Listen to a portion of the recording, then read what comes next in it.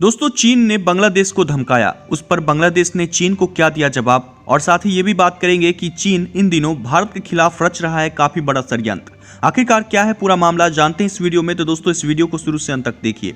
Hello दोस्तों, मेरा नाम है राजीव और आप लोग देख रहे हैं टुडे हिंदुस्तान न्यूज। जैसा कि आप लोग जानते होंगे, गलवान वैली की घटना के बाद जब से क्वाड कंट्रीज का निर्माण हुआ है, तब से चाइना की नजरें क्वाड कंट्रीज पर गड़ी हुई है। वैसे आपको बता दें कि इन क्वाड कंट्रीज में तकरीबन 4 कंट्रीज सम्मिलित हैं, जिसमें हमारा प्यारा भारत, जापान, ऑस्ट्रेलिया और अमेरिका भी शामिल है। वैसे दोस्तों, ये जो क्वाड कंट्रीज हैं, इसमें काफी पावरफुल और शक्तिशाली कंट्रीज ही शामिल हैं। वहीं अब चीन ने यहाँ पर एक काफी बड़ा षड्यंत्र भी खेला है। और वहीं आपको बता दें कि हाल ही में उसने बांग्लादेश को धमका भी दिया है। जी हाँ, आपको बता दें कि बांग्लादेश को कहा है कि आप क्वाड कंट्रीज से दूर रहिए, और अगर आप क्वाड कंट्रीज को ज्वाइन करते हैं तो ऐसे में चाइना और बांग्लादेश का जो रिलेशनशिप है वो काफ़ी हद तक डैमेज हो सकता है। और इसको लेकर चाइना के जो एम्बेसडर हैं बांग्लादेश में, ली जिमिंग, उन्होंने ये बात बोली है। वैसे दोस्तों, उन्होंने सीधी सी बात है, वो अपने मन से नहीं बोल रहे, बल्कि उनको बोलने के लिए बोला गया है, जिसमें चाइना का कहना है कि आप किसी भी क्वाड कंट्रीज के साथ मिलिट्री अलायंस नहीं कर सकते, यानी कि उन्हें सपोर्ट नहीं कर सकते किसी भी तरह से, जहां तक कि आपका उनसे दूर दूर तक वास्ता नहीं होना चाहिए। यानी आपकी कंट्री में अगर मिलिट्री बेस भी बनाते हैं तो आप ये बनाने नहीं दे सकते, और यहाँ तक कि किसी भी तरह का मिलिट्री एक्सरसाइज भी होता है, उन कंट्री अगर कंडक्ट करते हैं तो इसमें आप सम्मिलित नहीं हो सकते। ये सारी चीज़ें उन्होंने बोली हैं, चाइना की तरफ से ये बयान आया है। वेल दोस्तों, आपको बता दें कि इस पर बांग्लादेश ने भी अपना रिएक्शन जारी किया है। वेल दोस्तों, यहाँ पर बांग्लादेश ने 2 तरह की बातें बोली हैं, जिसमें उन्होंने ये कहा है कि पहली बात तो हम किसी कंट्री के साथ मिलिट्री अलायंस नहीं कर रहे हैं, और दूसरी बात उन्होंने ये कहा कि कोई भी कंट्री हमें ये नहीं बता सकती कि हमें क्या करना चाहिए और क्यों करना चाहिए।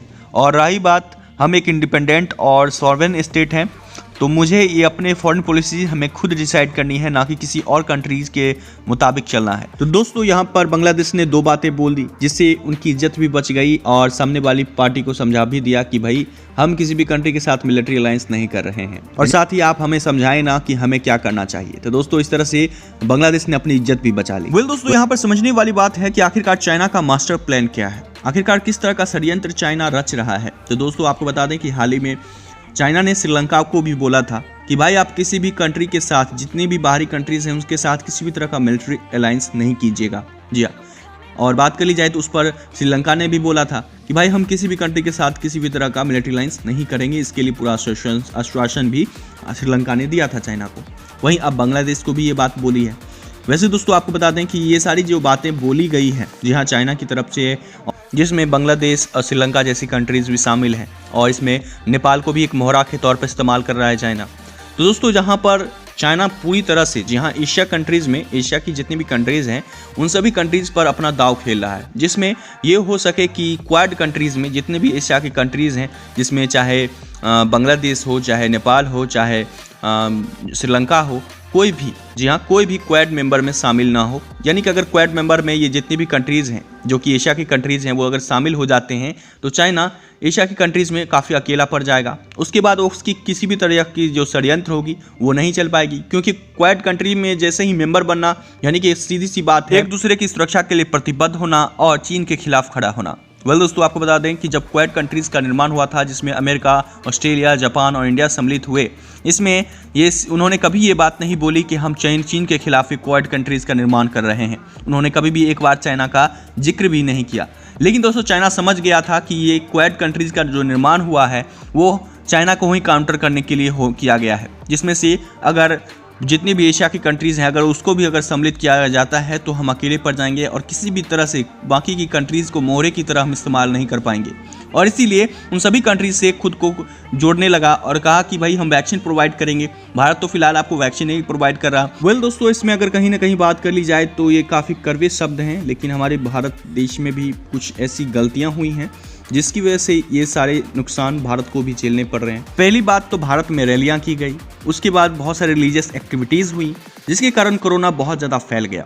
वहीं भारत में स्थितियां इतनी ज़्यादा गंभीर हो गई कि वैक्सीन के शॉर्टेज के कारण ना चाहते हुए भी वैक्सीन के एक्सपोर्ट पर प्रतिबंध लगाना पड़ा, रोक लगाना पड़ा। वेल आपको पता होगा कि इन दिनों हर कंट्रीज़ को वैक्सीन की ज़रूरत है, तो ऐसे में चाइना उन कंट्रीज़ को वैक्सीन प्रोवाइड करेगा, जिसमें बांग्लादेश, श्रीलंका जैसी कंट्रीज़ को भी वैक्सीन देगा, और इसके लिए वो अपना दबदबा भी कायम करेगा और कहेगा कि भाई मेरी बात तो माननी पड़ेगी, नहीं तो हम आपको वैक्सीन नहीं देंगे। तो इस तरह की बातें हो सकती है, ब्लैकमेल भी कर सकता है कि चाइना इन सब मामले में काफ़ी आगे रहता है। तो ऐसे में दोस्तों चाइना इस तरह की हरकत भी करेगा। लेकिन दोस्तों अगर भारत में बहुत ज़्यादा मात्रा में अभी भी स्थितियां संभल सकती हैं दोस्तों, अगर भारत में बहुत ज़्यादा मात्रा में वैक्सीन बने, लोगों को वैक्सीनेट किया जाए, बाहरी कंट्रीज़ को भी वैक्सीन दिया जाए, जिसमें बांग्लादेश, श्रीलंका, नेपाल जैसी बहुत सारी कंट्रीज़ हैं, सभी को वैक्सीन दिया जाए। और बात कर ली जाए तो जैसा कि फर्स्ट वेव में भारत ने तकरीबन 160 कंट्रीज़ की मदद की थी, बिल्कुल उसी तरह से भारत इस दूसरी वेव में भी अगर कामयाब हो जाता है और उन कंट्रीज़ की मदद कर देता है तो भारत का पलड़ा चीन से भारी पड़ जाएगा। जी हाँ, और ऐसे में चीन की कोई भी चाल नहीं चल पाएगी। वहीं बात कर ली जाए तो चीन का ये जो सोचना है कि भाई हम किसी भी एशियन कंट्रीज़ को अब क्वाड में नहीं जुड़ने देंगे, जी हाँ, ये भी जो चीन का प्लान है वो धरा का धरा रह जाएगा। वेल दोस्तों बात कर ली जाए तो आज की दुनिया में कोई भी कंट्री तभी आपसे कोई मतलब रख सकती है जब आप उसकी कोई ज़रूरत को पूरा कर सकते हैं या उसका कोई नीड बन सकते हैं। और ऐसे में चाइना वहाँ पर अपने वैक्सीन को लेकर अपना दुनिया भर में नीड बनना चाहता है, जिससे चाइना का लोग वैक्सीन ले। और ऐसे में भारत अगर उस वैक्सीन की नीड को भी पूरी कर देता है पूरी दुनिया भर में, तो चाइना का नीड कोई ज़रूरत नहीं पड़ेगा पूरी दुनिया में किसी भी कंट्रीज़ को। और ऐसे में भारत पूरी दुनिया का नीड बन जाएगा। तो ऐसे में पूरी दुनिया भारत के सपोर्ट में खड़ी रहेगी। दोस्तों यहीं पर भारत अगर वैक्सीन बहुत ज़्यादा मात्रा में बनाकर पूरी दुनिया में एक्सपोर्ट कर देता है और तकरीबन पिछली बार की तरह इस बार भी कामयाब होता है इस प्लान में, तो भारत को विश्व शक्ति के रूप में उभरने में ज़्यादा वक्त नहीं लगेगा। वेल दोस्तों आपका क्या कहना है इस पर नीचे कमेंट्स में अपनी ओपिनियन जरूर शेयर कीजिए। और साथ ही दोस्तों ये भी आप लोग बताइए कि चाइना का ये जो षड्यंत्र है, जी हाँ, इस पर आप क्या सोचते हैं। साथ ही बांग्लादेश ने जो बयान दिया उस पर, उसको लेकर आपका क्या मत है, नीचे कमेंट्स में अपनी ओपिनियन जरूर शेयर कीजिए। साथ ही दोस्तों अगर आप इस चैनल पर नए विजिटर हैं तो चैनल को सब्सक्राइब कीजिए और चैनल के साथ बने